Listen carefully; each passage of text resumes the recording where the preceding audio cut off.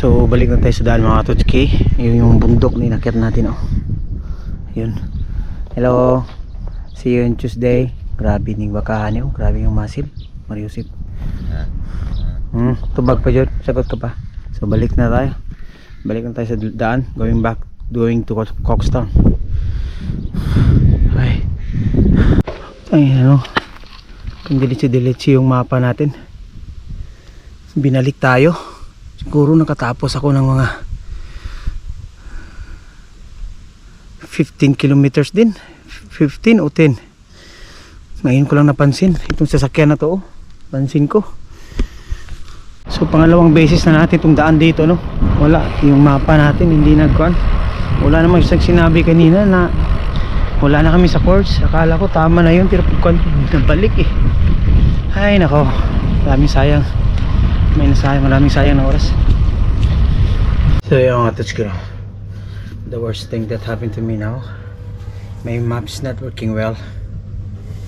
He give me the way that I need to go back, which I came from already. So I think I wish like I wasted how many miles that one?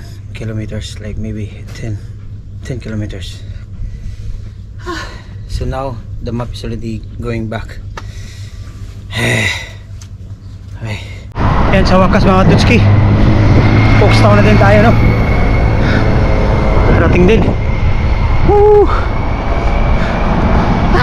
So nakaabot na tayo ng Coxtown. Next town natin, Stewart's Town, yung dinaanan natin kahapon. Pabalik na tayo ng Portadown. Sayang lang yung nasayang natin na oras, no? Pero okay lang, ganyan talaga minsan. So come on, let's go. Yan na si init. So andito na tayo sa Stewart's Town. So next town naman, papunta na ng Portadown. So marami pa.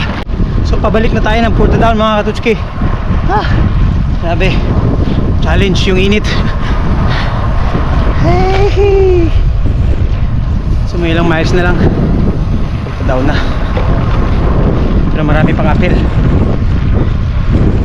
So mga Katutski, no, 2 miles na lang, Portadown na tayo.